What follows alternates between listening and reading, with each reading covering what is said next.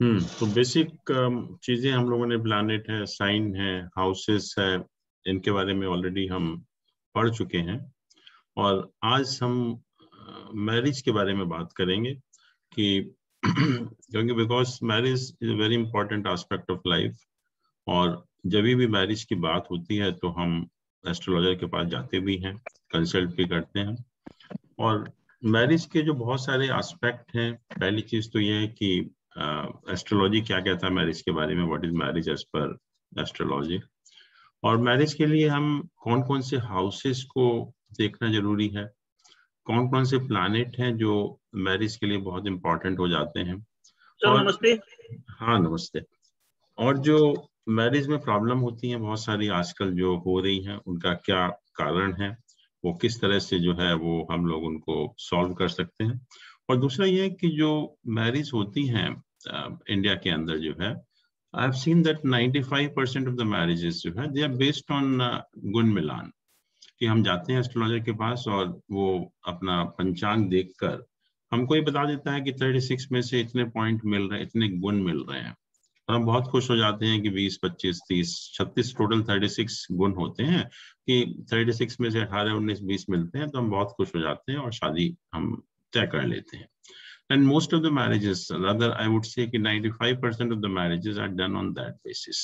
So is that correct? Are we doing the right thing? और या कोई इसका रेलेवेंस भी है हमारी मैरिज के लिए जो हम कर रहे हैं? तो इन सब चीजों के बारे में हम बात करेंगे। और सबसे पहले लेट अस अंडरस्टैंड कि what is marriage as per astrology, कि एस्ट्रोलॉजी जो है मैरिज के बारे में क्या कहता है। हम लोग बहुत, जैसे कॉमन एक्सपीरियंस है हम सबका, कि जब मैरिज में किसी लड़के की शादी होती है तो हम कहते हैं कि लक्ष्मी आ रही है। या किसी लड़का या कोई लड़की शादी से पहले या जब बैचलर हैं तो बहुत अच्छा नहीं कर पा रहे हैं, तो हम कहते हैं इनकी शादी कर दो, सब कुछ ठीक हो जाएगा। ये अक्सर आपने सुनने को मिला होगा और हर फैमिली में होता भी यही है। बट क्वेश्चन ये है कि शादी का इन सब चीजों से क्या रिलेशन है? हम क्यों कहते हैं कि लक्ष्मी आ रही है या शादी कर दो सब कुछ ठीक हो जाएगा? और कभी कभी होता भी ऐसा ही है कि बहुत से लोग हैं जिनको हम लोग जानते भी हैं कि शादी से पहले उनकी लाइफ बहुत अच्छी नहीं थी, and now they are multi millionaire immediately, but after marriage जो है उनकी प्रॉस्पेरिटी आती रही और बहुत ज्यादा उनकी लाइफ में प्रॉस्पेरिटी आई है। और बहुत से लोग ऐसे भी हैं कि शादी के बाद उनकी लाइफ खराब भी हो गई, कि कुछ लोगों का अच्छा हुआ और कुछ लोगों का खराब भी हुआ। तो इस सब चीजों का शादी से क्या रिलेशन है? What do we mean by this marriage as per the astrology? हम जब मैरिज की बात करते हैं तो आपने देखा कि हम लोग 7th हाउस की बात करते हैं, कि 7th house is the house of marriage. इसकी अगर पोजीशन देखें अपने चार्ट में, this is a very strange position, very it's a beautiful position actually 7th house की, जिसके बारे में आप सोच भी नहीं सकते कि 7th हाउस जो है वो 9th हाउस से 11th हाउस है। अगर हम देखें इसको,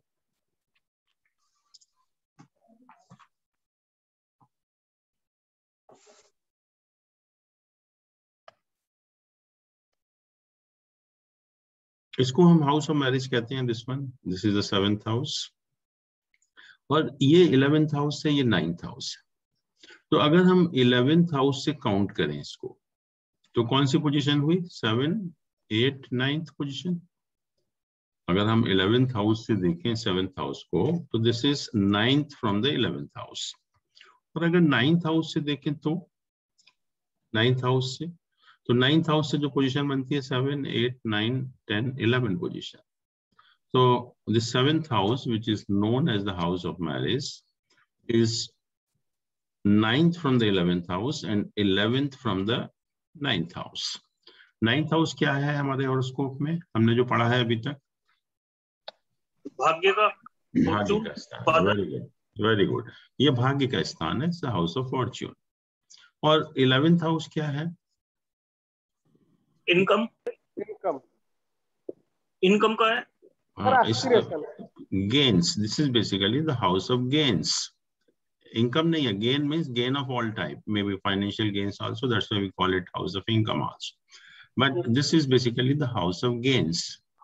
तो भाग्य में वृद्धि या वृद्धि में भाग्य, गेन इन द फॉर्चून और fortune in the gain, it means the same thing कि भाग्य में वृद्धि या वृद्धि में भाग्य, गेन इन द फॉर्चून और fortune in the gain, actually both mean the same thing.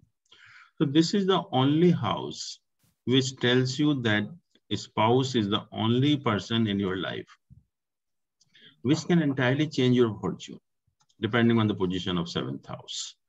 आपके जीवन में और कोई ऐसा व्यक्ति नहीं है जो आपके भाग्य को बदल सके या उस व्यक्ति के भाग्य का आपके भाग्य पर कोई प्रभाव पड़े. ऐसा कोई व्यक्ति नहीं है आपकी लाइफ में.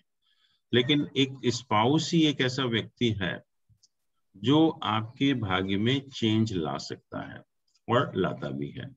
और इसीलिए हम कहते हैं कि जैसे लड़के की शादी होती है तो लक्ष्मी का आगमन हो रहा है, या कुछ लोग शादी से पहले बहुत अच्छा नहीं कर पाते हैं तो हम कहते हैं शादी कर दो, बहुत अच्छा हो जाएगा. उसका रीजन है, वैलिड रीजन है, because astrology says that 7th house which is the house of marriage is 9th from 11th house and 11th from 9th house.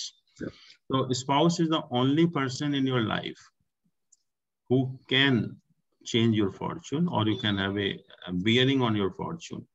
और हम लोग कहते रहते हैं कि बच्चों का भाग्य, इसका भाग्य, उसका भाग्य, कोई काम नहीं आता, बाकी सब अपना भाग्य है. लेकिन एक आपका जीवन साथी है या स्पाउस है, उसका ही एक भाग्य है जो आपके काम आ सकता है या जो जिसका प्रभाव आपके फॉर्च्यून के ऊपर पड़ सकता है और पड़ता भी है. ये हम नॉर्मल आप देखिए कि शादी के बाद बहुत से लोग बहुत प्रॉस्पर होते हैं और शादी के बाद कुछ लोग खराब भी हो जाते हैं एक्चुअली में, depending on the position of 7th house. So that's why it's a very, very unique position of the 7th house.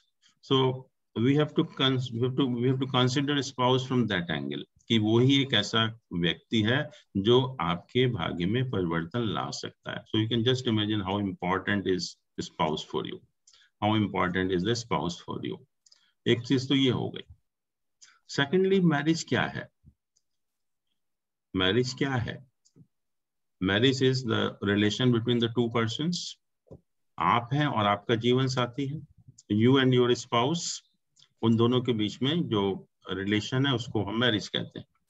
Right now अपने आप को हम किस हाउस से देखते हैं? फर्स्ट हाउस से. और स्पाउस को हम 7th हाउस से देखते हैं. स्पाउस को हम 7th हाउस से देखते हैं. अब एस्ट्रोलॉजी में एक दूसरी विचित्र चीज ये है कि फर्स्ट हाउस में आप कोई भी राशि लिखिए 1 से 12 तक. फर्स्ट हाउस में आप कोई भी राशि लिखें 1 से 12 तक, what you will observe कि जो राशि in the 7th house है, that is the enemy of the राशि in the first house. Except एक sign neutral है Venus and Mars का. Otherwise, in all other cases, the Lord of the first house and Lord of 7th house, they are always inimical to each other, always enemy to each other. इसका अर्थ क्या हुआ कि जो ये शादी हो रही है वो दो ऐसे व्यक्तियों के बीच में हो रही है कि जो बिल्कुल अपोजिट है एक दूसरे के नेचर के. कभी भी आपने देखा नहीं होगा कि हस्बैंड एंड वाइफ एक ही नेचर के हो. They are almost opposite to each other, और एस्ट्रोलॉजी से that they are enemy to each other, और we can say they are opposite in nature to each other. तो ये भी एस्ट्रोलॉजी कहती है कि जो भी हस्बैंड एंड वाइफ होते हैं वो एक दूसरे के अपोजिट नेचर के होते हैं. अगर यहाँ पे सोचने लगे कि हस्बैंड एंड वाइफ एक नेचर की होंगे तो वो एस्ट्रोलॉजी उसको वैलिड नहीं करती एक्चुअली, वो नहीं पॉसिबल है. They have to be of the opposite nature actually. अब दो चीजें हो गई, एक तो जो शादी होती है हस्बैंड एंड वाइफ एक दूसरे के बिल्कुल अपोजिट है, और दूसरा ये भी है कि एक दूसरे के बिना काम ही नहीं चलेगा, क्योंकि वो ही एक दूसरे के लिए भाग्य को चेंज कर सकते हैं, और कोई व्यक्ति ऐसा नहीं है जो आपके भाग्य को चेंज कर सके.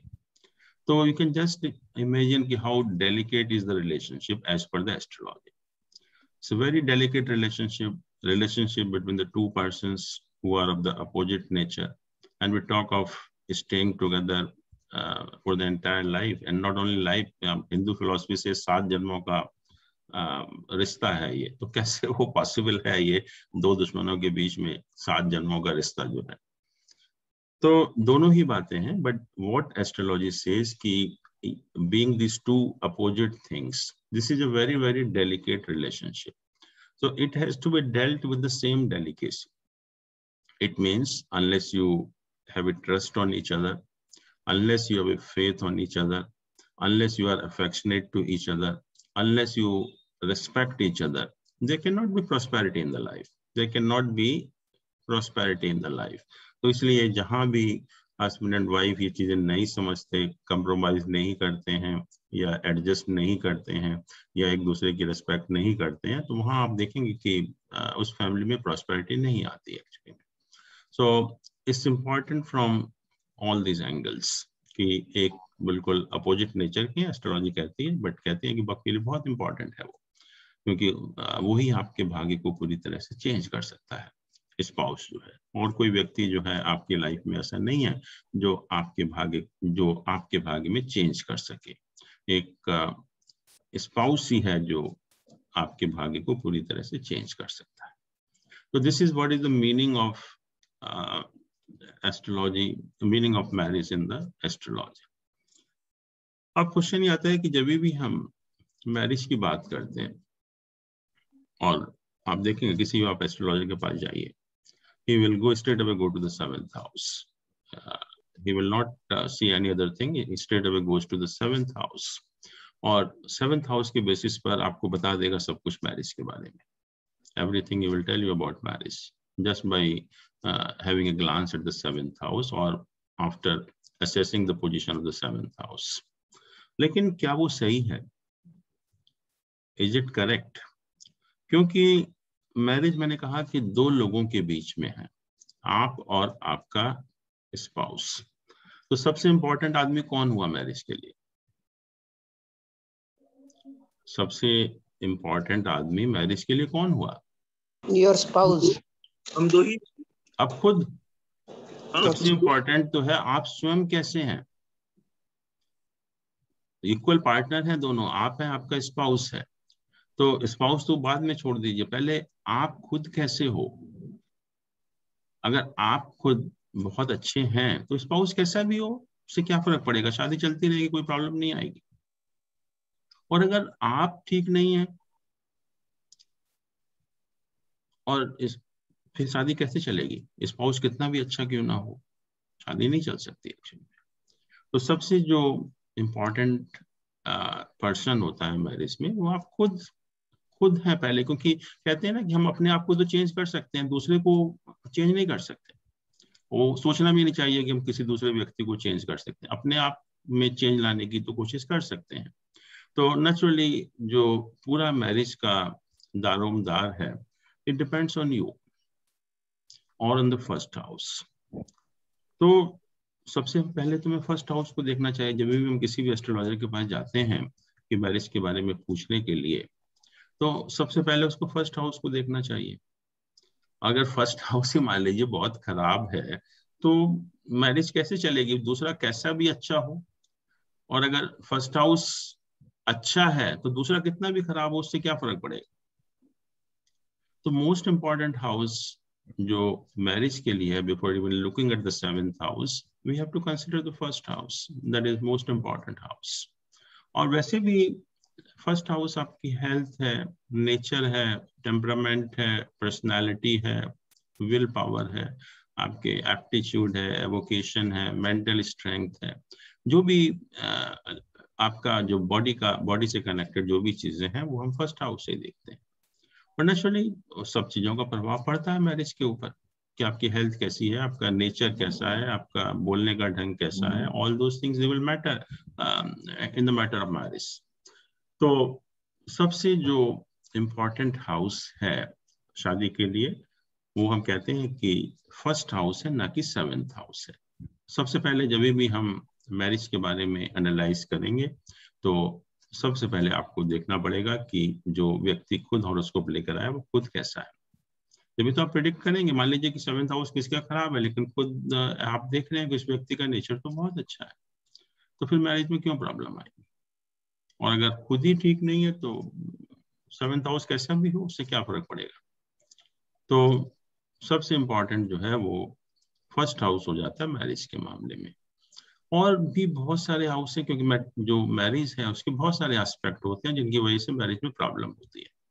तो हम लाइफ का कोई भी जब एस्पेक्ट एग्जामिन करते हैं, तो now we are talking of marriage, तो not only we concentrate only on one house, we have to examine lot of other related houses also. जैसे कि हम मैरिज की बात करें, जैसे मैंने कहा कि मैरिज में और भी इम्पोर्टेंट एस्पेक्ट हैं जो आपकी लाइफ को खराब या अच्छा करते हैं, मैरिटल लाइफ को खराब या अच्छा करते हैं।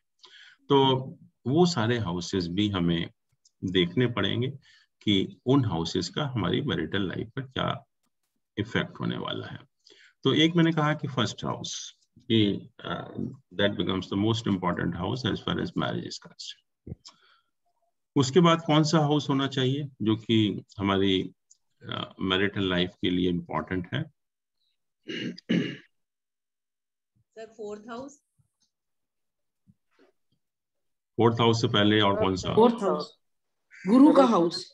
हाँ जी, गुरु किस पे प्लेस्ड है वो? नहीं, हाउसेस कौन कौन से हैं which have an effect on our marital life? First, fifth and ninth. First house तो हो गया। फर्स्ट हाउस के बाद जो है second house. Second house, first house के बाद सेकंड हाउस। सेकंड हाउस से हम क्या देखते हैं? Sir, family, immediate family. What you possess? Yeah, Face- your possessions, your wealth. Most important is the wealth, because now we are talking about marriage, so we will concentrate only on the significations which pertain to marriage. तो wealth है, wealth की importance है नहीं marital life में? बहुत है, बहुत है। क्योंकि पैसा अगर आपके पास है तो आपके सारे खून माफ हैं। नहीं पैसा है तो लड़ाइयां कम होंगी। वही मैं कह रहा हूँ कि आपको सब माफी है, आप कुछ भी गलत काम करके आइए, कोई बोलेगा नहीं आपको, ऐसा कुछ नहीं। हाँ पैसा है तो कोई प्रॉब्लम नहीं है, सब लोग अपने आप एडजस्ट कर लेंगे, अपने आप टॉलरेट कर लेंगे, कोई माइंड नहीं करेगा क्योंकि पैसा मिल रहा है। तो मनी बिकम्स वेरी इंपॉर्टेंट, या wealth becomes very important in the marriage. और देखते भी आप कि जिन लोगों के पास पैसा बहुत ज्यादा होता है उनसे कोई भी शादी करने को तैयार हो जाता है, सिर्फ वेल्थ के लिए और किसी चीज के लिए नहीं। नेचर होनी चाहिए अच्छी। नहीं, नेचर तो अलग चीज हो गई। नेचर से क्या फर्क पड़ता है? पैसा आपके पास है तो नेचर इतना मैटर नहीं करता पीस आजकल ऑफ के mind time is more important है। हाँ जी, peace of mind is very important. हाँ तो पीस ऑफ माइंड तो पैसे से आ जाती है फिर वो। नहीं, बिल्कुल नहीं आती। वैसे तो हर आदमी, हर अमीर आदमी जो है शांत हो, ऐसा नहीं होता। नहीं, हाँ but what we mean actually कि not only the second house, first house, the other houses also will play the important role, but wealth also plays a very important role as far as marriage is concerned. Other members of the family, नहीं, family is your family, so I think that doesn't matter actually, but wealth matters, कि आपके पास कितना पैसा है, और अगर wealth है तो बहुत सारी चीजें आपके लिए माफ हो जाती हैं, और अगर पैसे नहीं है तो कोई टॉलरेट नहीं करता। और हम क्या देखते हैं which can have an effect on our marital life second house से? फोर्थ हाउस कंफर्ट का है। नहीं, सेकंड हाउस से और क्या चीजें हम देखते हैं? इस family, wealth and speech. Speech, the way you speak, आप मृदु भाषा का यूज करते हैं या यू आर वेरी अब्यूसिव और यूज द हार्श लैंग्वेज, वो सारा सेकंड हाउस बताता है। तो बहुत से लोग बहुत ही सॉफ्ट स्पोकन होते हैं, और सॉफ्ट स्पोकन होते हैं तो कोई माइंड नहीं करता, लेकिन वंस यू आर अब्यूसिव और you are using the harsh language, आजकल के टाइम में कोई टॉलरेट नहीं करेगा, क्योंकि बोथ आर इंडिपेंडेंट, तो वो चीज कोई टॉलरेट नहीं करता, और वो हम सेकंड हाउस से देखते हैं। और आप देखिए कि पैसा भी है, सब कुछ ठीक है, लेकिन बोलने का ढंग ठीक नहीं है एक दूसरे के साथ, तो that may lead to anything in the marriage, any adverse situation in the marriage. तो बोलना जो है, आपस में बात करना, किस तरह से आप बात करते हैं, तो that becomes very important as far as marriage is concerned. तो बोलने का ढंग हम, या जिससे आप कम्युनिकेट करते हैं, जिस तरह से आप बात करते हैं एक दूसरे के साथ, किस भाषा का इस्तेमाल करते हैं, वो हम सेकंड हाउस से देखते हैं। तो इसलिए सेकंड हाउस का रोल मैरिज के लिए उस पॉइंट ऑफ व्यू से भी इम्पोर्टेंट हो जाता है। इसके अलावा कभी कभी जो हस्बैंड एंड वाइफ के बीच में चीटिंग होती है on the financial matters, cheating between husband and wife on the financial matters, वो भी हम सेकंड हाउस से देखते हैं, एंड दैट में also have an adverse effect on the marriage. और इसके अलावा whether the native is involved in the unnatural sex also, unnatural sex, so that also is to be examined from the second house. तो ये 4 चीजें हैं जो हमारी marital life को एडवर्सली अफेक्ट कर सकती हैं।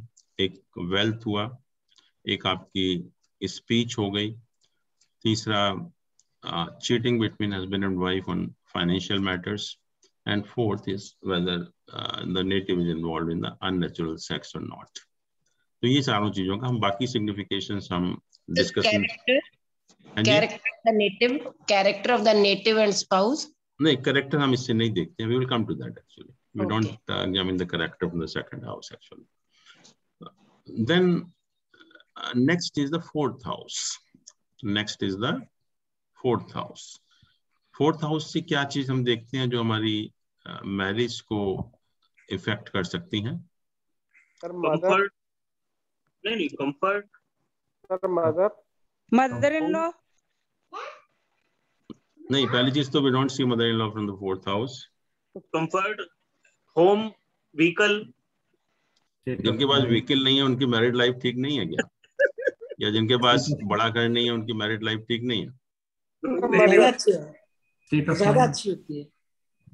नहीं, बड़े घर वालों की मैरिड लाइफ अच्छी होती है? नहीं, बिल्कुल नहीं होती। स्टेट ऑफ माइंड, नहीं, state of mind also doesn't matter because that depends on the other person also. Main is this is the house of domestic environment. Domestic environment, घर की सुख शांति, घर का जो वातावरण है, घर का जो एनवायरनमेंट है, उसको इंडिकेट करता है। आपने देखा होगा कि बहुत से लोग घर के बाहर बहुत खुश रहते हैं, आप उन्हें बाहर कहीं भेज दीजिए, पार्टी वार्टी में घुमा दीजिए, बहुत खुश रहेंगे, कोई प्रॉब्लम नहीं है। लेकिन जैसे ही घर का ताला खोलते हैं, they start fighting, they start arguing with each other, और जब तक दोनों घर में रहेंगे वो लड़ते रहेंगे हमेशा जो है। तो that is the effect of fourth house, that adversely affect the domestic environment and it's really bad actually, क्योंकि जब हस्बैंड एंड वाइफ घर के अंदर हैं तो नेचुरली अगर 24 घंटे लड़ेंगे तो house becomes a hello actually, बहुत मुश्किल हो जाता है फिर। और ये जो फोर्थ हाउस जब बहुत ज्यादा एफ्लिक्टेड होता है या मैलेफिक प्लैनेट का इन्फ्लुएंस होता है, तो यही पोजीशन होती है उसकी जो है कि घर में जैसी घुसती है, अगर बाहर सब कुछ ठीक है, बहुत अच्छा है, कोई प्रॉब्लम नहीं है, अच्छी तरह बात भी करेंगे, लेकिन जैसे ही घर में घुसते हैं वो झगड़ा करना शुरू कर देते हैं, आर्गू करना शुरू कर देते हैं। तो हमारे जो डोमेस्टिक एनवायरनमेंट है, घर की सुख शांति है, उसको खराब करते हैं, वो फोर्थ हाउस है। दूसरा, आजकल जो प्रॉब्लम है डोमेस्टिक वायलेंस की भी, जो मेन प्रॉब्लम है, वो भी हम फोर्थ हाउस से देखते हैं कि अगर फोर्थ हाउस बहुत ज्यादा एफ्लिक्टेड होगा तो आर्गुमेंट करने के बाद ये लोग it will lead to domestic violence also. तो वो भी एक खराब चीज है मैरिज के लिए। फिर इसके अलावा जैसे हमने देखा कि सेकंड हाउस में cheating between husband and wife on financial matters, but fourth house से हम देखते हैं cheating between husband and wife on matter of immovable property. जो घर है, मकान है, लैंड है, उसके बीच में जो हस्बैंड एंड वाइफ के बीच में डिस्प्यूट होता है, झगड़ा होता है, वो हम फोर्थ हाउस से देखते हैं। So that also have an adverse effect on the marital life. Then lastly, the interference from the respective in-laws. आपकी जो लाइफ में हस्बैंड एंड वाइफ की जो परिवार लाइफ है, उसमें रेस्पेक्टिव इन-लॉज का जो इंटरफेरेंस होता है, वो भी हम फोर्थ हाउस से देखते हैं। तो इसलिए फोर्थ हाउस घर की सुख शांति के लिए खास तौर से बहुत इंपॉर्टेंट हो जाता है। और आपने देखा भी होगा कि अगर फोर्थ हाउस अगर वेल प्लेस्ड है, बेनिफिक प्लैनेट का एसोसिएशन है, तो घर में सुख शांति बनी रहती है, हस्बैंड एंड वाइफ ठीक तरह से रहते हैं, कोई प्रॉब्लम नहीं होती एक्चुअली। बट अगर 4th हाउस के ऊपर मेलेफिक प्लैनेट का इन्फ्लुएंस है तो घर बिकम्स ए हेल एक्चुअली। बहुत ही एक कहते हैं कि अगर ज्यादा मेलेफिक प्लैनेट का इन्फ्लुएंस होता है तो बहुत एक घर का वातावरण बहुत खराब हो जाता है एक्चुअली में, वो हमेशा लड़ते ही रहते हैं फिर वो। तो ये 4th हाउस का इफेक्ट है। फिर आते हैं हम 7th हाउस के ऊपर कि जैसा आपके लिए 1st हाउस है ऐसे ही आपके जो स्पाउस है उसके लिए 7th हाउस बन जाता है। 7th हाउस तो उसका लग्न हो गया स्पाउस का। तो जैसे हम अपना नेचर 1st हाउस से देखते हैं तो ऐसे ही स्पाउस का नेचर हम 7th हाउस से देखते हैं। जो भी उसका हेल्थ है, टेम्परामेंट, पर्सनालिटी जो भी है वो हम 7th हाउस से देखेंगे। तो naturally that will also have an effect on our marital relations. तो 7th हाउस तो बिल्कुल एग्जैक्टली वही हुआ जैसे कि 1st हाउस आपके लिए है। Now most important house about marriage, which I don't think how many people they even look at that, is the 8th house. That is the most important house for the marriage, particularly in the present context. कि आजकल के time के लिए सबसे जो important house है वो marriage के लिए 8th हाउस है, और जिसको हमें बहुत ही क्रिटिकली एनालाइज करना पड़ता है। और बाकी हम कुछ देखें या ना देखें, लेकिन 8th हाउस हमें बहुत अच्छी तरह से देखना चाहिए मैरिज के पर्पस के लिए, क्योंकि जो भी आज की प्रॉब्लम है, for all those problems only 8th house is responsible. तो 8th हाउस क्या है पहले उसको हम अच्छी तरह समझ लें कि जैसा 2nd हाउस आपके लिए धन का स्थान है, आपका धन है, और आपके लिए मारक स्थान भी हो जाता है। 2nd house is 2nd and 7th houses, they are मारक फॉर यू, मारक for the native actually. But 8th house जो है that is 2nd from the 7th house. 8th house जो है 7th हाउस से 2nd हाउस है। इसका मतलब क्या हुआ कि वेल्थ ऑफ द स्पाउस, पहली चीज जो स्पाउस का वेल्थ है वो हम 8th हाउस से देखेंगे, right. And secondly it becomes a मारक स्थान for the spouse. It means it can adversely affect the health of the spouse. It can adversely affect the health of the spouse, क्योंकि ये spouse के लिए आपका मारक स्थान हो गया, स्पाउस के लिए मारक स्थान हो गया। तो 8th हाउस को उस एंगल से देखें कि ये 2nd है 7th हाउस से, तो पहला स्पाउस का धन हो गया और दूसरा स्पाउस के लिए मारक स्थान हो गया। फिर हम 8th हाउस को कहते हैं कि मांगल्य स्थान, हम बोलते हैं इसको मांगल्य स्थान। What is the meaning of मांगल्य? मांगल्य means strength of the marital bond. जो वैवाहिक बंधन है वो कितना मजबूत है, वैवाहिक बंधन है वो कितना मजबूत है, उसको हम कहते हैं मांगल्य स्थान। मांगल्य जब हम विचार करते हैं, मांगल्य मीन्स कि इन दोनों का मंगलसूत्र टाइप का, कि they have to stay together. तो strength of the marital bond, जो वैवाहिक बंधन है, हाउ स्ट्रॉन्ग इट इज। और नेचुरली अगर वैवाहिक बंधन अगर वीक होगा तो शादी नहीं चलने देगा, it will lead to separation और डाइवोर्स। बहुत सिंपल है कि अगर मैरिटल बॉन्ड वीक है तो it will lead to separation और डाइवोर्स। और वही प्रॉब्लम है आज की, कि जो शादी के बाद इमीडिएटली जो प्रॉब्लम शुरू होती है, that is of separation and divorce only, and that you can see only from the 8th house. No other house will tell you that whether there will be separation or divorce. And 7th house, which we call it a house of marriage, वो सिर्फ कुछ नहीं है, that is only the nature of the spouse. इसके अलावा कुछ नहीं बताता वो, और नेचर के ऊपर डिपेंड नहीं करेगा कि शादी टूटेगी या चलेगी। नेचर कभी बहुत खराब भी होता है तो शादी चलती रहती है, स्पाउस का नेचर कभी बहुत अच्छा भी होता है फिर भी शादी टूट जाती है। तो because separation and divorce, they are not anyway related with the 7th house. 7th house को हमने house of marriage जरूर कहा, because this is the house of opposite sex, this is the house of sensual pleasure, this is the house of your spouse. तो हमने उसको marriage का भी स्थान कह दिया, लेकिन मैरिज का जहां तक मतलब है वो सिर्फ हमें उस स्पाउस की नेचर को बताता है, उसकी पर्सनैलिटी को बताता है, और कुछ नहीं बताता। जैसे 1st हाउस आपके बारे में बताता है, ऐसे ही 7th हाउस स्पाउस के बारे में बताता है। और जब भी हम सेपरेशन डाइवोर्स की बात करेंगे तो we are basically concern with the 8th house. और 8th हाउस जैसे मैंने कहा मांगल्य स्थान है, स्ट्रेंथ ऑफ मैरिटल बॉन्ड है। तो जो भी अगर सेपरेशन डाइवोर्स होना है that is only because of the 8th house, or the position of 8th house will tell you whether the marriage is going to lead into separation divorce. फिर दूसरी problem क्या है आजकल के टाइम में? Extra marital relationship, जो main जो शादी को बर्बाद करती है, that is extra marital relationship, and that also we see from 8th house.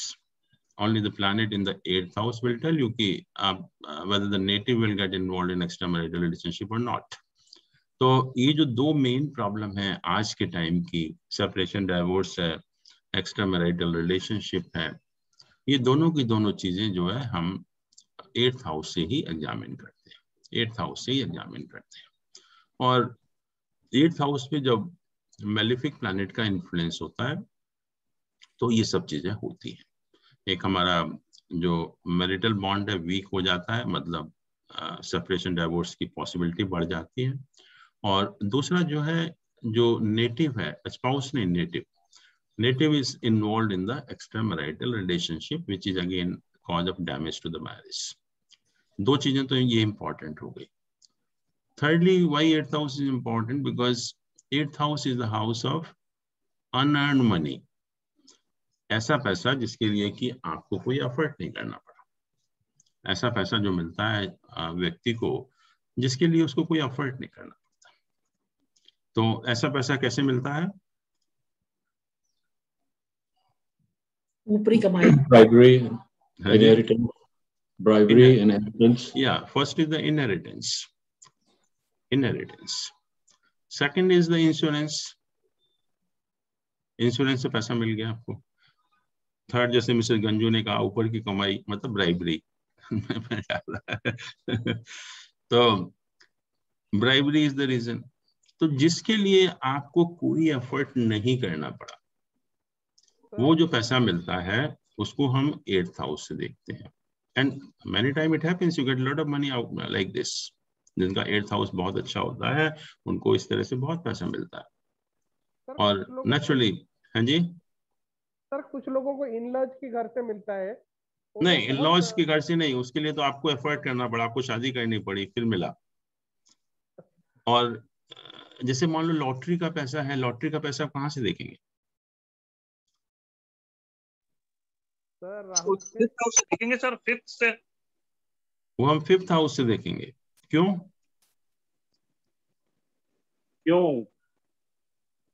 क्यों का मुझे भी नहीं याद आ रहा था। स्पेकुलेशन है। There is a reason for everything. ऐसा नहीं कि कोई ऐसी किसी ने बना दिया कि नहीं हमें लॉटरी 5वें घर से देखनी है या अनअर्न्ड मनी 8वें घर से देखना है। The reason for everything actually. तो 5th हाउस से हम क्यों देखते हैं? पहले जन्म के उससे देखते हैं कि पहले जन्म। तो लॉटरी मिलेगी नहीं पहले जन्म की वजह से? नहीं, मतलब उसके कर्म के हिसाब से। देखिए, 4th हाउस हमारा पब्लिक का हाउस होता है। जो पब्लिक हम देखते हैं, मासेस को हम देखते हैं, that we see from the 4th house. और 5th हाउस 4th हाउस से 2nd हाउस है। तो पब्लिक का पैसा, तो जब हम पब्लिक के पैसे की बात करते हैं तो 5th हाउस इन्वॉल्व हो जाता है उसमें। और पब्लिक का पैसा क्या है? जैसे शेयर मार्केट है, स्टॉक मार्केट है, पब्लिक पैसा इन्वेस्टमेंट करती है, किसी को मिलता है, किसी को लॉस होता है। ऐसे ही लॉटरी है, लॉटरी में आपको टिकट खरीदना पड़ता है, पैसा लगाना पड़ता है, जब भी पॉसिबिलिटी होती है लॉटरी जीतने की। इसमें ऐसा नहीं कि बिना एफर्ट के आप लॉटरी जीत जाओगे, जैसे कि इनहेरिटेंस है, इंश्योरेंस है, उसमें तो आपको पूरे एफर्ट करने पड़ेंगे, आपको जाना भी पड़ेगा, टिकट भी खरीदना पड़ेगा, पैसे भी इन्वेस्टमेंट करने पड़ेंगे, जब भी पॉसिबिलिटी आएगी। तो we can not see that from 8th house, it has to be from the 5th house only. तो लॉटरी का पैसा है, स्पेकुलेशन है या गेन फ्रॉम स्टॉक मार्केट है, all those we see from the 5th house, not from the 8th house. 8th house तो purely जिसके लिए कोई भी आपको एफर्ट नहीं करना पड़ा, बिल्कुल भी, जो है वो जो पैसा आपको मिलता है वो हम 8th हाउस से देखते हैं। और कहते हैं कि ये जो 3 प्लैनेट हैं, Saturn, Mars and Rahu, Saturn, Mars and Rahu, जब इनमें से 2 या 2 से ज्यादा प्लैनेट का एसोसिएशन 8th हाउस के साथ हो जाता है, सैटर्न, मार्स और राहु ये 3 प्लैनेट हैं, और इनमें से जब 2 या 2 से ज्यादा प्लैनेट का एसोसिएशन 8th हाउस के साथ हो जाता है तो 8th हाउस वीक हो जाता है, तो सेपरेशन या एक्स्ट्रा मैरिटल रिलेशनशिप। और सबसे बड़ी चीज क्या है कि जब बहुत ज्यादा मैलेफिक प्लैनेट का एसोसिएशन होता है 8th हाउस के साथ, तो जो शादी होती है, मैरिज, वो इस तरह से होती है which is not acceptable to your family और द सोसाइटी। वो बड़े ऑड टाइप का कॉम्बिनेशन होता है, जो आपकी फैमिली को भी एक्सेप्टेबल नहीं होता और जो सोसाइटी आपकी होती है उसको भी एक्सेप्टेबल नहीं।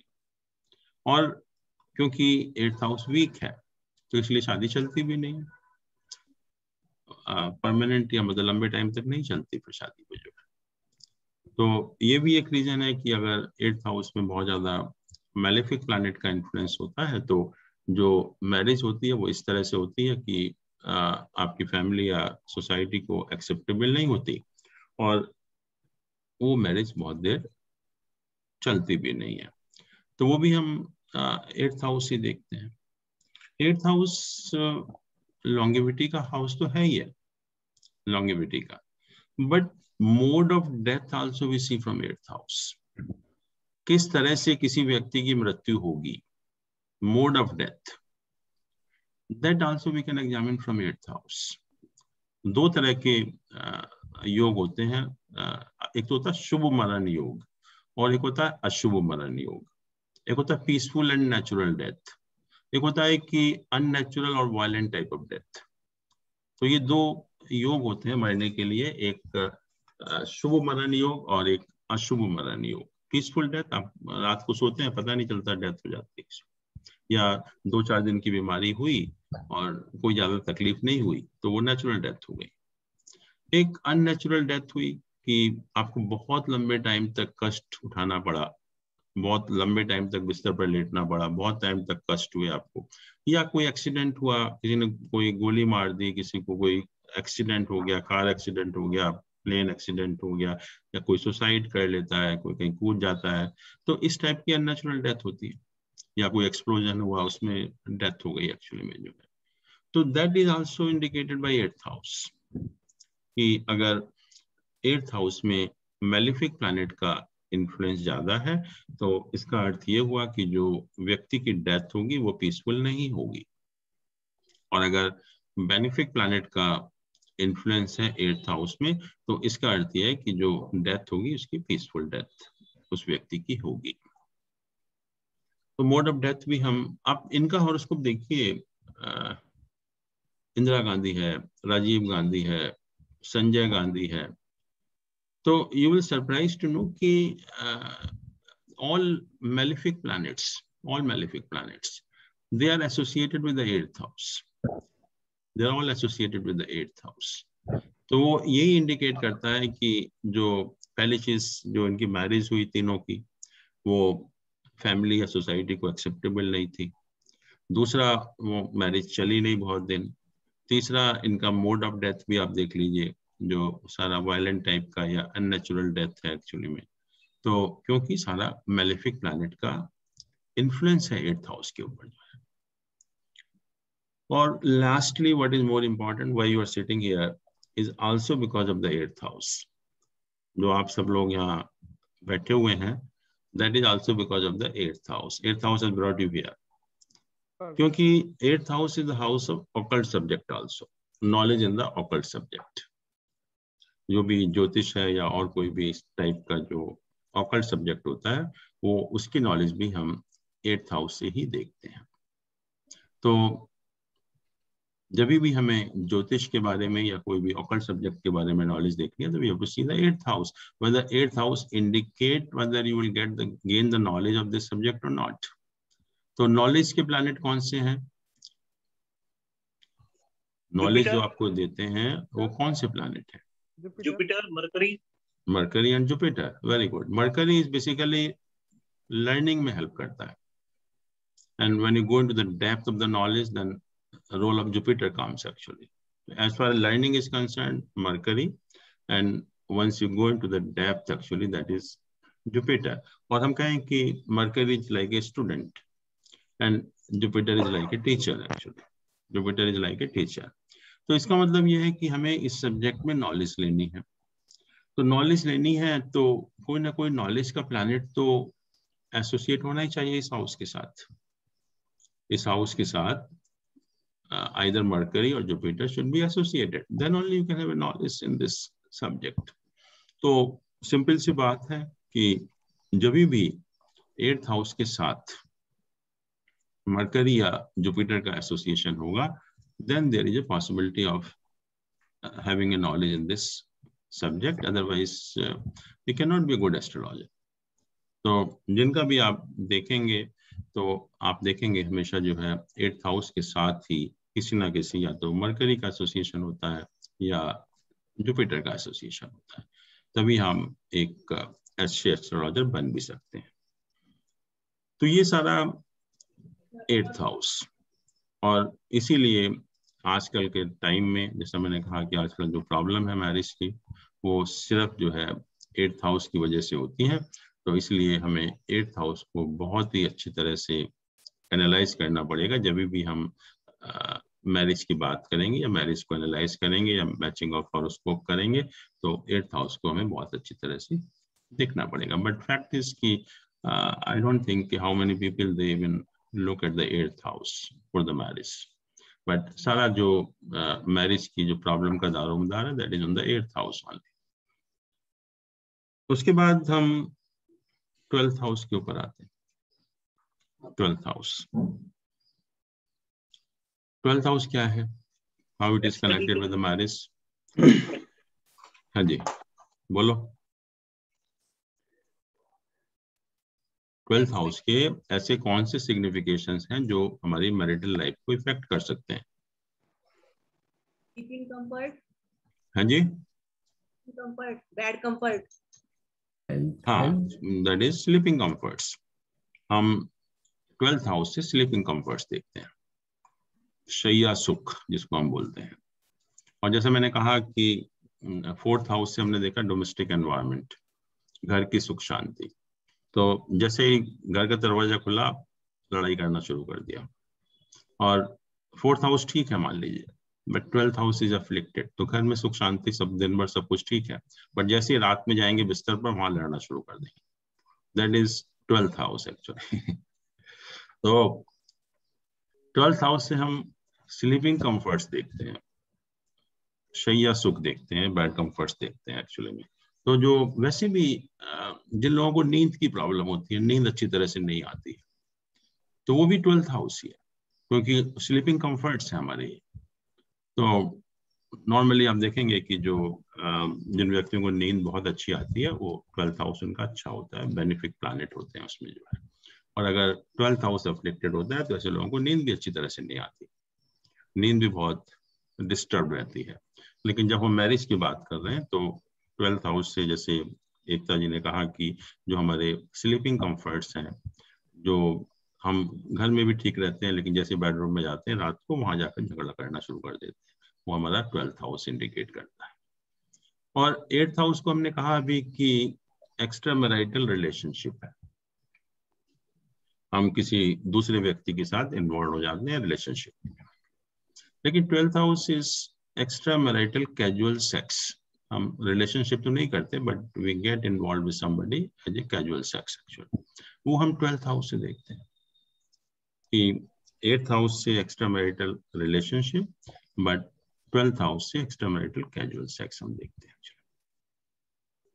और मेन तो हम भूल गए, एक्सपेंडिचर हम 12th हाउस से देखते हैं. हमने कहा कि फाइनेंस का बहुत इंपॉर्टेंट रोल है मैरिज में, फाइनेंस का बहुत इंपॉर्टेंट. और जब एक्सपेंडिचर ज्यादा होगा तो नेचुरली फिर फाइनेंशियल पोजीशन अच्छी नहीं हो सकती. तो it can affect the financial position also, wealth of the native also, the 12th house. फिर जो अभी हमने कहा कि 4th हाउस से we see the interference from the respective in laws. और 12th हाउस से हम देखते हैं interference from the respective families, interference from the respective families. तो वो भी एक झगड़े की जड़ बन जाता है शादी के लिए, जो है वो भी एक एडवर्सली इफेक्ट करता है। फिर जो दूसरे एस्पेक्ट हैं जैसे इम्पोर्टेंसी है, नपुंसकता, तो वो भी हम 12th हाउस से एग्जामिन करते हैं। जितनी भी जो वेनरल डिसीजेस होती हैं, यौन रोग होते हैं, वो भी हम 12th हाउस से देखते हैं। तो इसलिए जो 12th हाउस है वो भी बहुत इम्पोर्टेंट हो जाता है हमारी मैरिज के लिए। जो है ये सारे एस्पेक्ट हैं जो सारे के सारे एस्पेक्ट ही हमारे मैरिटल लाइफ को एडवर्सली या अच्छे उसमें प्रभावित कर सकते हैं। तो ये सारे जो हाउसेस हैं 1, 2, 4, 7, 8 and 12 houses, so they become very important for marital happiness. तो जब भी हम मैरिज की बात करते हैं तो खाली हम 7th हाउस को एग्जामिन नहीं करना है, हमें इन सारे हाउसेस को एग्जामिन करना है, क्योंकि सारे हाउसेस जो हैं ये, इनसे हमारी मैरिटल लाइफ बहुत ज्यादा एडवर्सली इफेक्ट हो सकती है एक्चुअली में। और क्वेश्चन यही है ना कि what is your priority, priority क्या है आपकी? आपको घर की सुख शांति देखनी है या पैसा देखना है या क्या देखना है उसमें? तो उसी हिसाब से आप मैरिज तय कर सकते हैं। सम पीपल ठीक है घर की सुख शांति खराब है, कोई बात नहीं, पैसा होना चाहिए, तो 4th हाउस कितना भी अफ्लिक्टेड हो लेकिन 2nd हाउस अच्छा होना चाहिए। दे मे सी दैट आल्सो। कुछ लोगों के लिए एक्स्ट्रा मैरिटल रिलेशनशिप कोई मायने नहीं रखती, तो वो कहते हैं कोई फर्क नहीं पड़ता उससे, जो है पैसा होना चाहिए या घर की सुख शांति होनी चाहिए।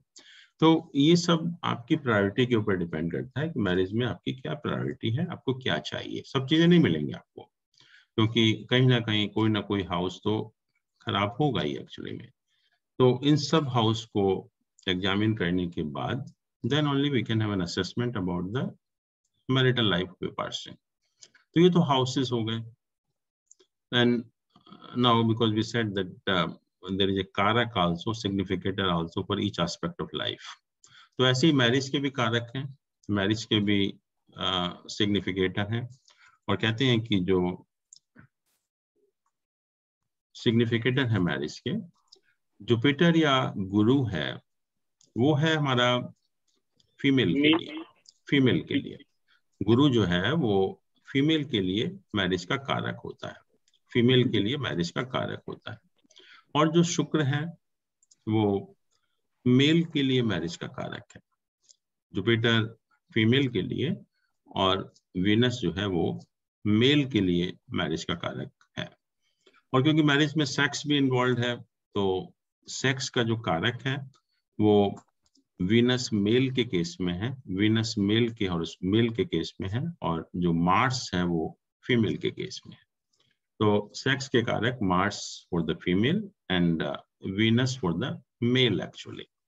तो ये दो कारक हैं, इनकी पोजीशन भी देखनी पड़ेगी, तभी हमें जो है वो मैरिज के बारे में कुछ आइडिया होगा। तो जुपिटर और वीनस कैसे प्लेस्ड हैं। और ज्योतिष में एक प्रिंसिपल है which is written in almost every book, आप पढ़ेंगे भी उसको, जब भी आप कोई भी बुक पढ़ेंगे, कारक नश्यंती भाव है, कारक भाव का नाश करता है। ये बहुत एक इम्पॉर्टेंट प्रिंसिपल है जिसको हमें बहुत अच्छी तरह समझना भी पड़ेगा, क्योंकि अगर हम इसको गलत यूज करेंगे तो we can be totally wrong actually. तो कारक भाव का नाश करता है, और ये बहुत अच्छी तरह से हर बुक में बार बार लिखा हुआ है कि कारक भाव का नाश करता है, कि कारक अगर किसी हाउस का कारक अगर उसी हाउस में है तो वो उसका नाश करता है। But how far it is correct, so that we have to see actually. और दूसरे हाउस में नुकसान करता हो या ना करता हो, that will see also, but marriage के लिए दिस इज 100% करेक्ट।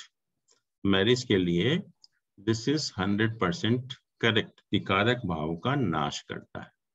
इसका अर्थ क्या हुआ कि जुपिटर जो कारक है फीमेल के केस में, अगर उसका प्लेसमेंट 7th हाउस में है फीमेल के हॉरोस्कोप में, जुपिटर जो कारक है मैरिज का, अगर वो 7th हाउस में प्लेस्ड है in the case of female, So naturally that will spoil the marriage. That will spoil the marriage. और similarly अगर Venus मेल के हॉरोस्कोप में अगर 7th हाउस में प्लेस्ड है तो मेल की मैरिज को खराब करेगा। अगर जुपिटर 7th हाउस में फीमेल के हॉरोस्कोप में प्लेस्ड है तो फीमेल की मैरिज को खराब करता है। और अगर वीनस मेल के हॉरोस्कोप में अगर 7th हाउस में प्लेस्ड होता है तो मेल की मैरिज खराब करता है। मैरिज खराब करता है तो ये मैरिज डिले या नहीं हो नहीं या हो करके डाइवोर्स? नहीं, it's not concern with the delay और denial actually. It is only once you get married, it creates a lot of problem in the married life. It will not allow to continue the married life actually. Okay. It may cause any problem actually. The question is ki why Jupiter is bad in the 7th house and why Venus is bad in the 7th house. उसका भी कोई reason होना चाहिए। ऐसा नहीं कि किताबों में लिख दिया कि कारक भाव का नाश करता है तो ऐसे तो फिर जुपिटर 9th हाउस का कारक है। जुपिटर अगर 9th हाउस में बैठ गया तो आपके भाग्य का सत्यानाश हो गया। ऐसा तो नहीं होता। Jupiter is supposed to be the best position in the 9th house. तो 7th हाउस के लिए मैंने क्यों कहा कि it is 100% applicable. Jupiter is a benefic planet, why should it spoil a house? और मैरिज के स्थान को पूरी तरह से स्पॉइल करता है। मैंने कहा क्यों? Sir Jupiter I think is the enemy of Venus और Venus is the lord of marriage। ये हो सकता है। अदरवाइज एक योग एक कहते केंद्र, पता नहीं केंद्र दोष कुछ केंद्र, आई डोंट नो 1479 में अगर और कोई बता सकता है, सोच सकता है कि भाई Jupiter will spoil the 7th house. हाँ जी, Jupiter is considered for religious purpose only, तो वो वहां पर खराब करेगा शादी को। उसका रिलीजियस पर्पस वर्ल्ड से कोई मतलब नहीं होता। तो शादी तो शादी के काम हो गया सर, तो वो वहां पर उसको खराब करेगा शादी को जुपिटर। और विनस इसमें एक्स्ट्रा थोड़ा एक्स्ट्रा लग्जरी लाइफ के लिए करेगा लड़के को मेल के केस में, तो वो वहां शादी को फिर खराब करेगा। I think so sir. To some extent you may be right actually, but the fact is कि 7th house है क्या? 7th house is the house of opposite sex. It is a house of sensual pleasure. ये भोग स्थान हम कहते हैं जिसको, भोग स्थान है। और गुरु क्या है? गुरु इज ए स्पिरिचुअल प्लैनेट। और अगर आप किसी भी गुरु को आप भोग स्थान में बैठा दीजिए या भोग की जगह ले जाइए तो how the Jupiter will feel actually. किसी भी गुरु को अगर आप ऐसी जगह ले जाएं तो what will be the effect on that in the Guru actually, how the Guru will feel? Guru will be most uncomfortable in that position. Yes. Guru will be most uncomfortable because once we understand the nature of Guru, then it is very easy to find out the cause actually. तो भोग का स्थान है, opposite sex का स्थान है, वहां पर अगर आप गुरु को ले जाएंगे तो गुरु will feel most uncomfortable in that position. Okay, कहाँ फंसा दिया, मुझे निकालो यहाँ से जल्दी से, मेरे लिए जगह नहीं है ये, I am not meant for that. तो जुपिटर कहता है निकालो मुझे, और उस निकालने के चक्कर में वो मैरिज को खराब कर देता है। और वैसे भी गुरु की जो स्थान है, आपको माथे पर कहा, माथे पर कहा 7th house is not the right place for Guru. 7th house is not the right place. तो गुरु तो 1st हाउस में ठीक रहता है, बेस्ट है, but 7th house is the wrong place for the Jupiter actually. तो आप गुरु को आपने भोग स्थान में ले गया तो naturally Guru is feels most uncomfortable in that position और कहता है निकालो मुझे, मैं तो I am not meant for that, I am not for this purpose actually. तो मैरिज को आप देख लीजिए, किसी भी अगर फीमेल के हॉरोस्कोप में अगर जुपिटर 7th हाउस में है तो वाकई में मैरिज को खराब करता है। एंड नॉट ओनली कि फीमेल में मैरिज को खराब करता है, Jupiter is supposed to be weak position in the 7th house. अगर मेल के हॉरोस्कोप में भी अगर 7th हाउस में है तो इससे Jupiter becomes very weak in that position, वो बेकार हो जाता है जुपिटर जो है।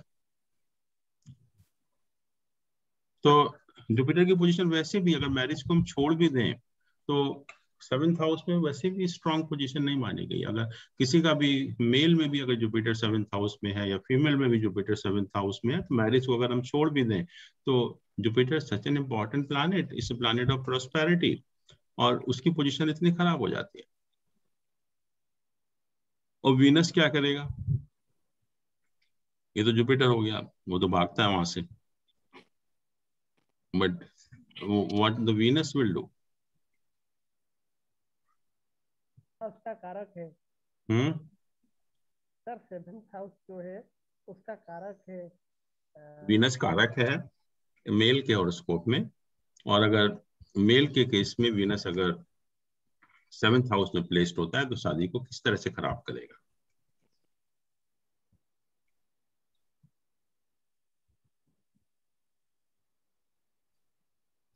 भोग का प्लैनेट है वीनस।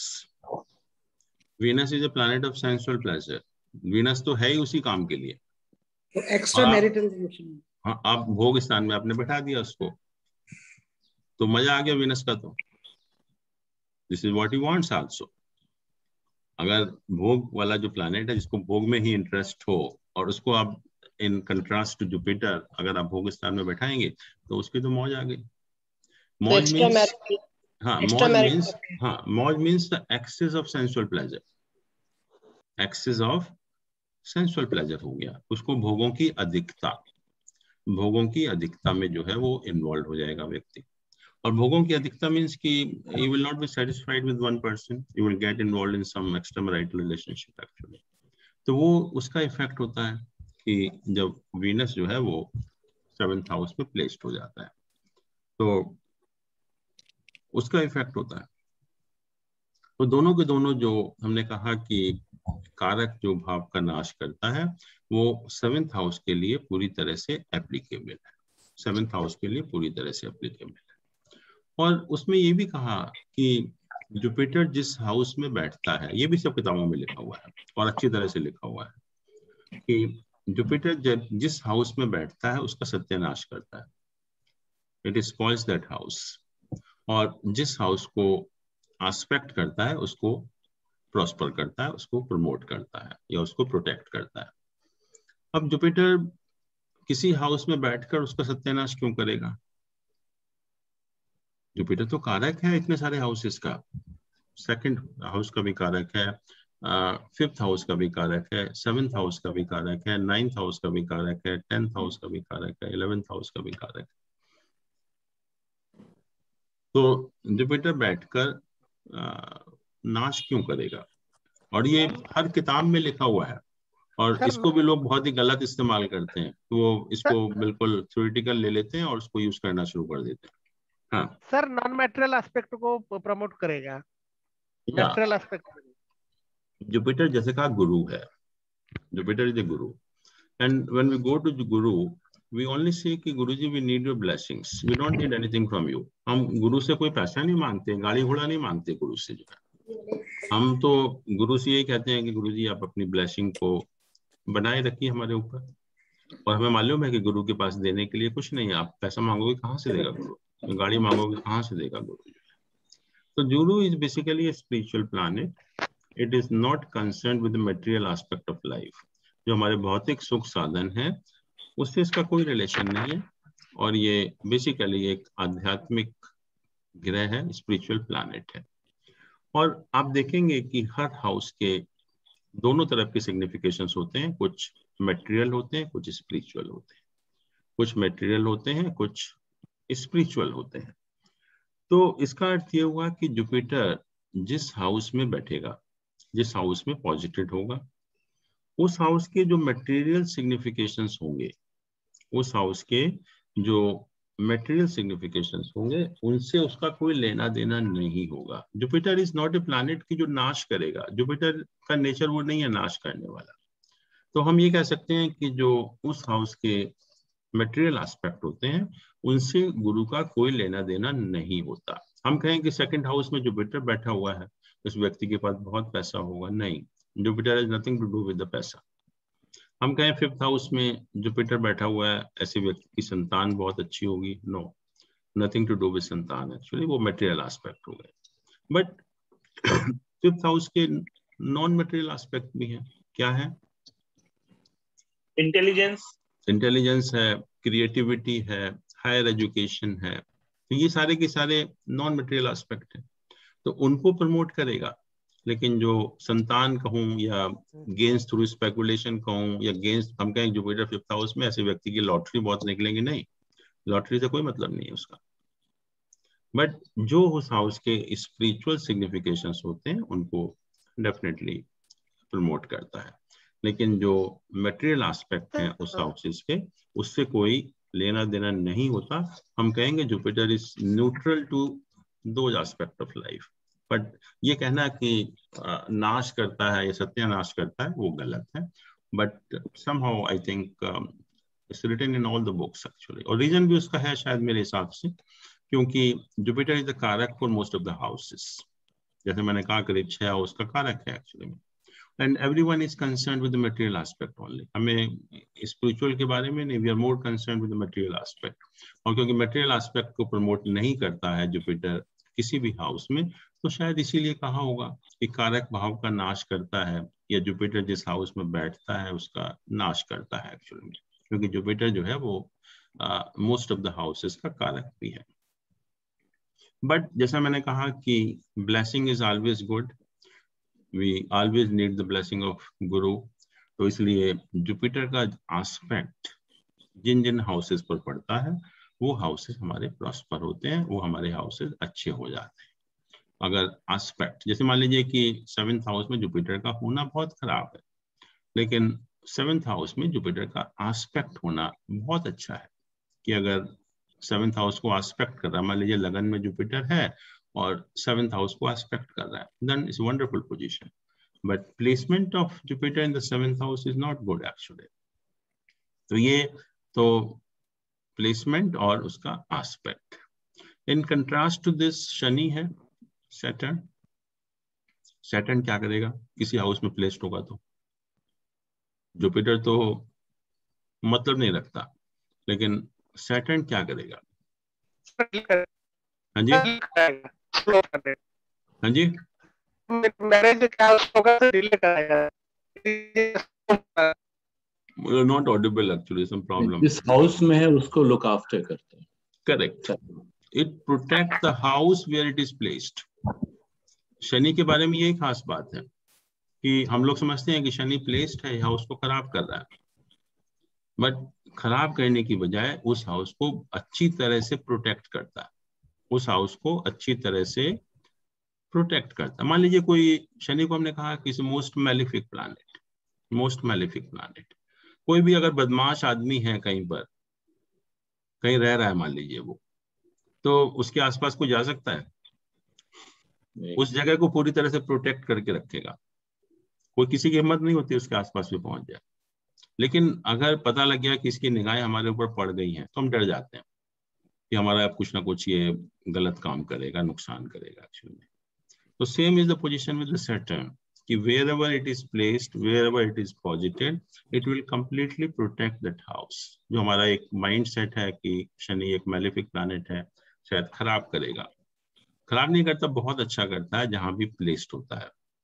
लेकिन जहां जहां उसका एस्पेक्ट होता है उन हाउसेस में प्रॉब्लम क्रिएट करता है।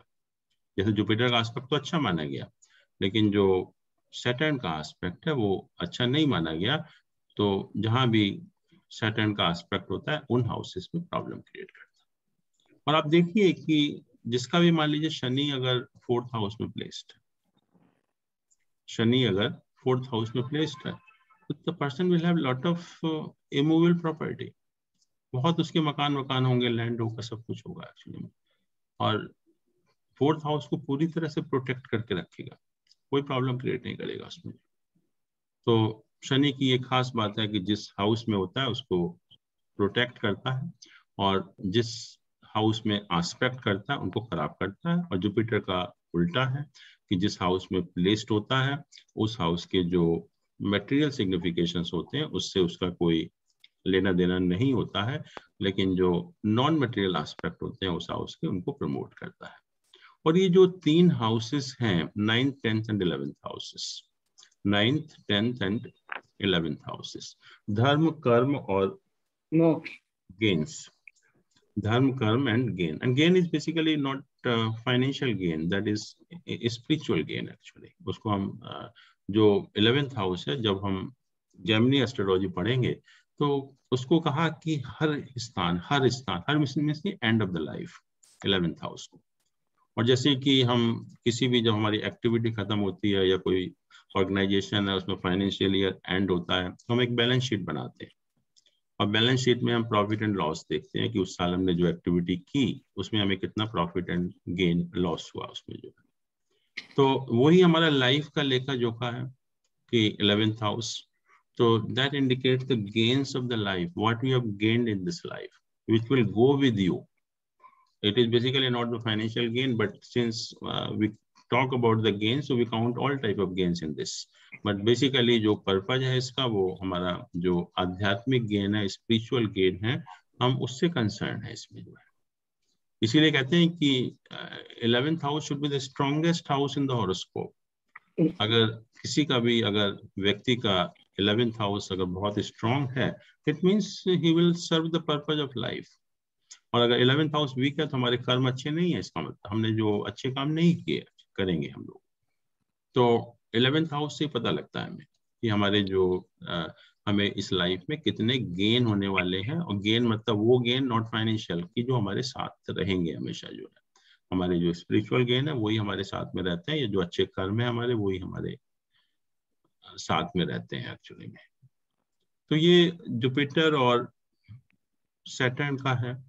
तो इसको आपको ये जो किताबों में लिखा हुआ है कि उसको उस ढंग से देखने की बजाय आपको बड़ा ऑब्जेक्टिवली इसको देखना पड़ेगा कि ये मतलब क्या है इसका, क्योंकि ये हर जगह है कि जुपिटर जहाँ बैठता है उसका नाश करता है, कारक जिस हाउस में बैठ जाता है उसका नाश करता है। और जैसे मैंने कहा कि 9th, 10th, 11th हाउस, धर्म, कर्म एंड आय, तो ये these 3 houses are non materialistic houses, they are purely spiritual houses। ये 3 हाउस जो है, 9th हाउस, 10th हाउस और 11th हाउस। इसलिए कहा कि Jupiter is supposed to be one of the best position in this houses, कि 9th में भी हो, 9th का कारक भी है, नहीं तो खराब हो जाता अगर उसको प्रिंसिपल को अडॉप्ट करते, कारक भाव का नाश करता है। तो 9th हाउस में तो बहुत खराब होना चाहिए था, 10th हाउस में बहुत खराब होना चाहिए था, 11th हाउस में बहुत खराब होना चाहिए, but that is the best position of Jupiter, one of the best position of Jupiter in this houses, because these are basically pure spiritual houses, they are not non-materialistic houses। और Jupiter को first house में, जैसे मैंने कहा कि that is the best position of Jupiter, तो उसमें हम उसको सबसे अच्छी पोजीशन मानते हैं, क्योंकि फर्स्ट हाउस में बैठने से it has an aspect on 5th house, 7th house and 9th houses. तो जो हमारे प्रॉस्पेरिटी के हाउसेस हैं, जिनको हम लक्ष्मी स्थान बोलते हैं, 1, 5, 9, इन तीनों के साथ एसोसिएटेड हो जाता है, तो it gives you all round prosperity in the life. तो ये Jupiter in the first house, that is the best position of this planet Jupiter, because it gets associated with all the houses of prosperity. We call them Lakshmi Sthan actually. तो इससे अच्छी कोई position नहीं हो सकती। And what should be the second best position of Jupiter?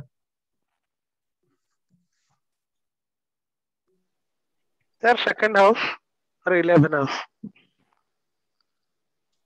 Second house, 11th house में तो आपको धन ही नहीं देगा, फिर क्या करोगे आप? तो बेस्ट पोजीशन कैसे हो जाएगी? सर वाणी तो अच्छा हो जाएगा। वाणी क्या लेके क्या करोगे जब पैसे ही होगा? Fourth house, sir sir 5th house, 5th and 9th। हम लोगों ने हाउसेस का डिवीजन किया था, धर्म, अर्थ, काम एंड मोक्ष। धर्म, अर्थ, काम एंड मोक्ष। तो मोक्ष के हाउसेस कौन कौन से हैं?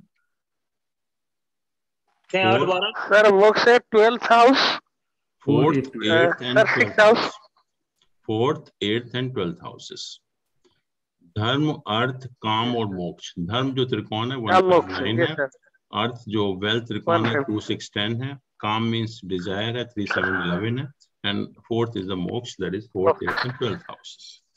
और जब जुपिटर 4th हाउस में होगा So it will have an association with all the moksha sthan, 4th भी, 8th भी और 12th house भी, 4th भी, 8th भी और 12th house भी।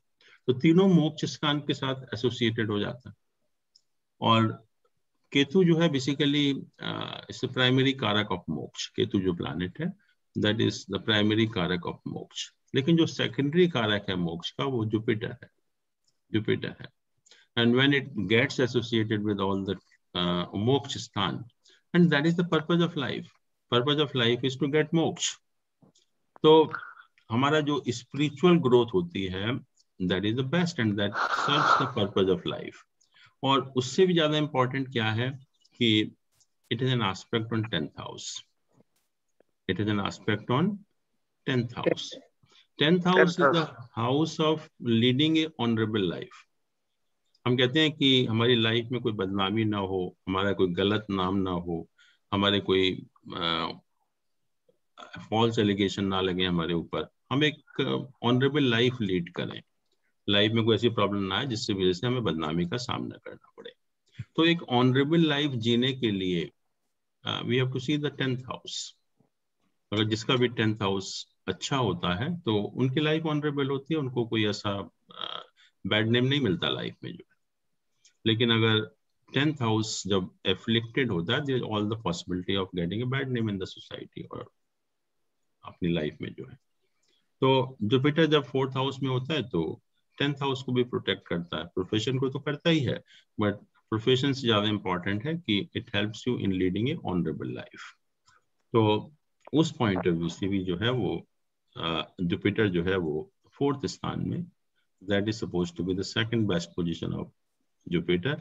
बेस्ट है 1st हाउस में, और 1st हाउस मींस कि इवन अगर 5th हाउस में बैठेगा तभी तीनों त्रिकोण को कवर करेगा, 9th हाउस में बैठेगा तभी भी तीनों त्रिकोण को करेगा। But why we have said 1st house, because 1st house is the strongest house. तो स्ट्रॉन्गेस्ट पोजीशन जुपिटर की वहां होगी। ऐसे ही 4th में बैठता है तो 8 एंड 12 तीनों को कवर करता है। 8th में बैठेगा तभी भी 12th और 4th को भी कवर करेगा, 12th में बैठेगा तभी भी तीनों मोक्ष स्थान को कवर करेगा। But why we have said 4th house की एक रीजन तो ये है कि बाकी दोनों त्रिक हाउसेस हैं। केंद्र है। हाँ जी, हेलो, 4th केंद्र है सर। नहीं, नॉट केंद्र, first is sir 4th। Hello, हाँ निराकार जी, आपकी आवाज नहीं आ रही है सर। आपने बताया था ना सर 1st 4th केंद्र है इसलिए।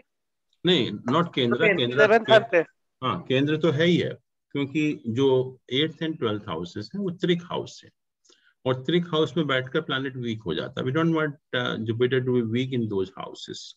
And secondly I told you कि 4th हाउस में बैठकर ये 10th हाउस को एस्पेक्ट करता है, तो it helps us in leading a honourable life which is more important then any other thing in the life actually.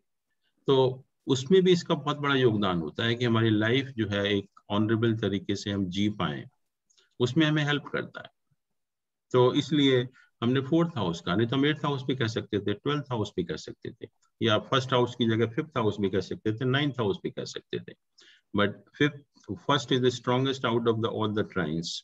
Similarly 4, 8, 12 में भी जो है बाकी दोनों त्रिक हाउस हो जाते हैं, और फिर 8th एंड 12th में बैठकर 10th हाउस को नहीं एस्पेक्ट करेगा फिर वो। तो इसलिए जो दूसरा पर्पस है ऑनरेबल लाइफ का वो पूरा नहीं होगा एक्चुअली में। तो ये है position about marriage. So I think will continue tomorrow कि हम और भी एस्पेक्ट कंसिडर करेंगे मैरिज के, और थोड़ा सा ये भी देखेंगे कि जो मैचिंग ऑफ हॉरोस्कोप के लिए, क्योंकि आप क्लास ज्वाइन किया तो lot of people will approach you about matching of horoscope also. तो वो क्या होता है मैचिंग ऑफ हॉरोस्कोप, तो कैसे हम उसको देखते भी हैं, कैसे बताते हैं कि कॉम्पेटिबिलिटी है या नहीं है। और जैसे मैंने कहा कि आजकल जो 95% of the marriages they are based on the guna milan, तो वो भी देखेंगे इज इट राइट और whether it has any relevance और नॉट। क्या हमें गुण मिलान के बेसिस पर शादी करनी चाहिए, और either it is a totally obsolete principle, totally outdated principle, उसको हमें रिलाई नहीं करना, that we have not to give any value to that actually। लेकिन हो यही रहा है कि सारी शादियां उसी के बेसिस पर होती हैं। Ultimately blame goes to astrology. Astrology में कभी नहीं कहा कि हॉरोस्कोप मैचिंग इज अ गुण मिलान। वो हम देखेंगे कल जो है कि कैसे हम उसको करते हैं। So now it's your turn. You can ask any question. है कि अनंत चतुर्दशी, हम लोगों में से काफी लोग जैन है यहाँ पर जी। कल छुट्टी रखनी है क्या सर अनंत चतुर्दशी की? छुट्टी रखना चाहते हैं रख सकते हैं, डोंट हैव एनी प्रॉब्लम। दिन में तो आ सकते हैं 3 बजे हाँ तो। हाँ, नहीं नहीं, छुट्टी नहीं रहनी चाहिए सब, लेकिन जैन ही लोग मना कर रहे हैं आपकी जो है। मंजू जी। हाँ, ये हमारा तो हो गया, चलो कोई नहीं। इनका परीक्षण पर हो चुका है हमारे ऑलरेडी। परेशान हो गए। हाँ, नहीं 3 बजे तो फ्री हो जाएंगे ना। नहीं उनको चाहे सर चलिए आप तो वो भी सुन सकते हैं सर आप। अगर हाँ बोलिए।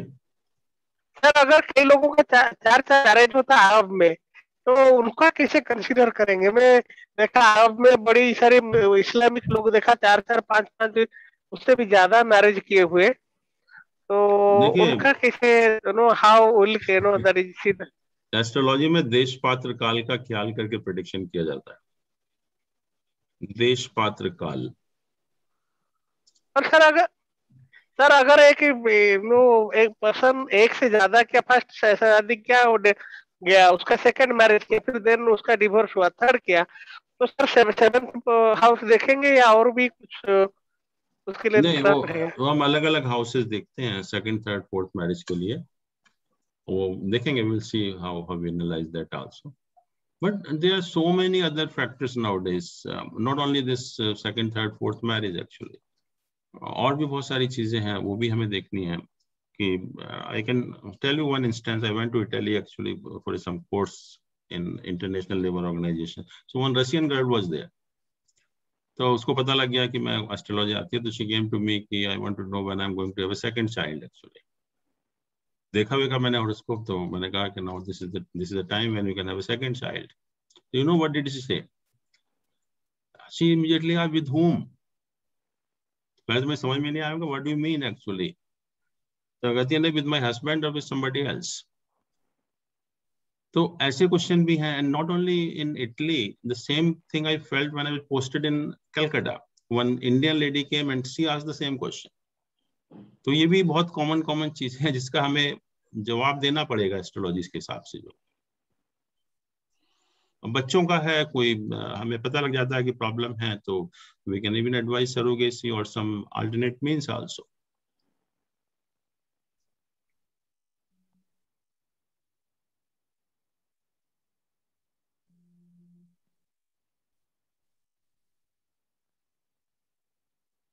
सर हम्म, जैसे शुक्र की दशा चल रही हो, जी। तो ऐसा हो सकता है क्या कि जिससे शादी वगैरह के लिए घर में हो तो सही है, और स्वास्थ्य के लिए खराब हो सकती है वही चीज?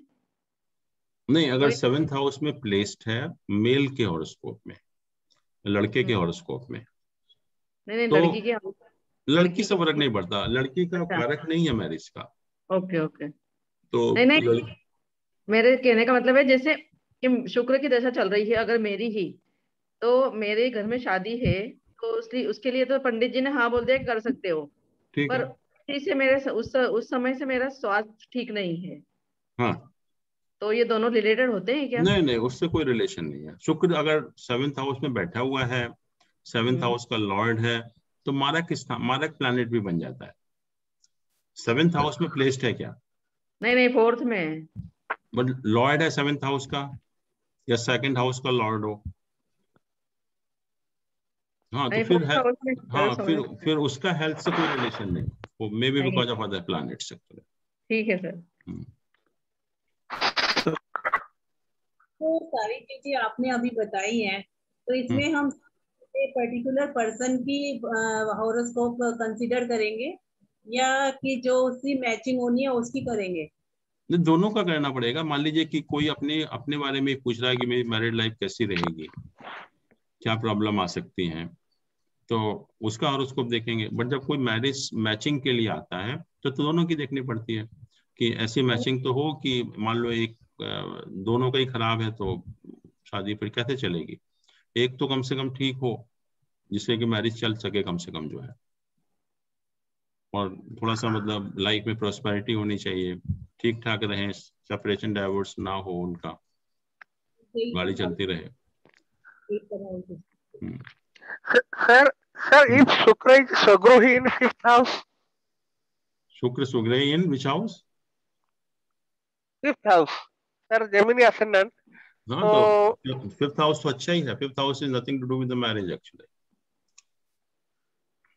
बट सर उसका जो लॉर्ड भी उसका है वीनस है, वो अपने घर में है, तो अच्छा ही है ना, फिफ्थ हाउस के लिए तो अच्छा ही है। जहां सर तक is it helpful for gambling in the sense speculation जो stock exchange?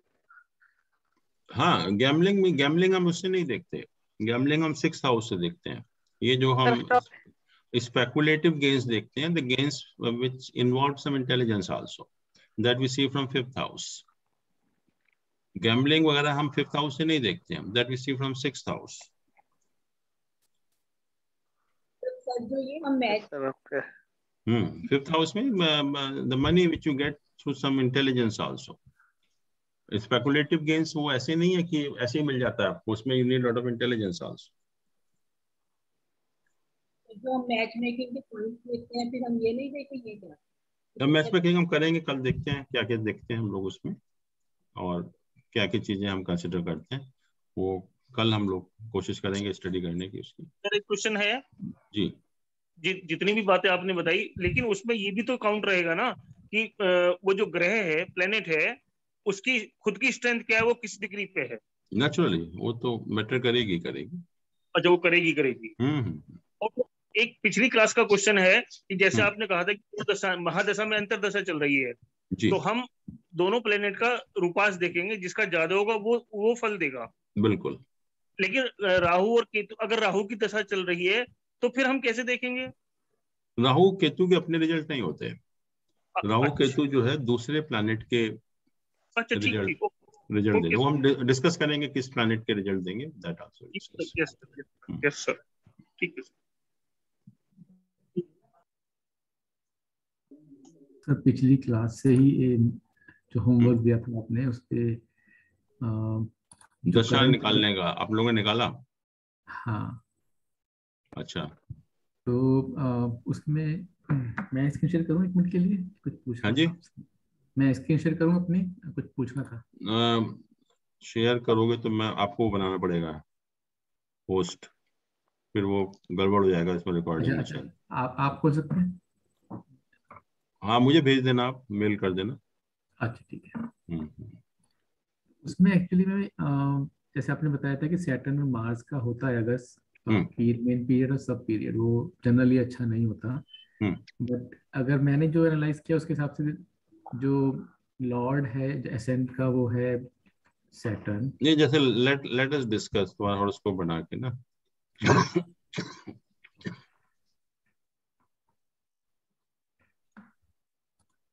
Date of birth बताओ अपना। 30 जून 1983। सॉरी, 30 जून 1983 या 1983। Time 9:55 PM। PM रात के। जगह बड़ौत, मेरठ।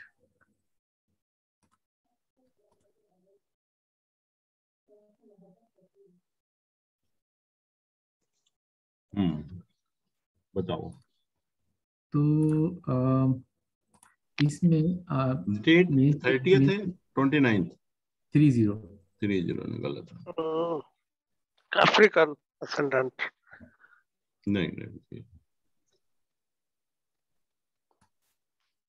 मार्स का जुपिटर रेट्रोग्रेड। ठीक है, this is the horoscope. Yes sir, yes. हाँ, बोलो। सो अभी इसके हिसाब से पीरियड है, मेन पीरियड जो है वो है सैटर्न का, और सब पीरियड है मार्स का। बिल्कुल। सो मार्स सैटर्न का जो रिलेशनशिप रेशियो है 5:9, which is favourable. Lord of ascend is also Saturn, that is also favourable.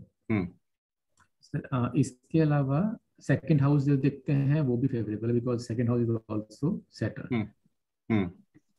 तो ये सारे फेवरेबल हुए, बट जनरली जैसे हम कहते हैं कि सैटर्न और मार्स का फेवरेबल नहीं होता है, तो नहीं, मैंने ये कहा कि जैसे आपका ये सैटर्न और मार्स का है, तो पहले तो ये देखो कि इसके रिजल्ट मिलेंगे। सैटर्न ज्यादा मुझे लग रहा है बली है आपके हॉरोस्कोप में।